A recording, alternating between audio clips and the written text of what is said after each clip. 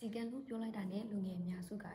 ချုပ်ချယ်တယ်လို့မြင်ကြတယ်ဒါပေမဲ့စီကံဆိုတာချုပ်ချယ်တဲ့အရာမဟုတ်ကြောင်းအော်တူလီမှာရှိတဲ့ကျောင်းသားလူငယ်တွေကိုဒီကနေ့ပြောပြချင်ပါတယ်စီကံရှိခြင်းရဲ့အကျိုးကနံပါတ်1ကိုယ့်ရဲ့ပန်းနိုင်ကိုဖျောက်ဖျောက်ရောက်ဖို့အတွက်ကူညီပေးတယ်နံပါတ်2အချက်ကကိုယ့်ရဲ့ပညာရေးမှာဖြစ်ဖြစ်ကိုယ့်ရဲ့သင်ယူမှုမှာဖြစ်ဖြစ်အထောက်အကူဖြစ်စေတယ်နံပါတ်3အချက်ကကြတော့ကိုယ့်ရဲ့တဲ့လန်တိုးတက်ဖို့အတွက်တဲ့လန်နဲ့ဖြစ်စေတယ်ပတ်လေအချက်ကဒါစီကံရှိခြင်းဖြစ်ဘယ်သူမှကိုယ်မလွယ်မှုနိုင်ဘူးတကယ်လို့ကိုယ်မှာစီကံမရှိဘူးဆိုရင်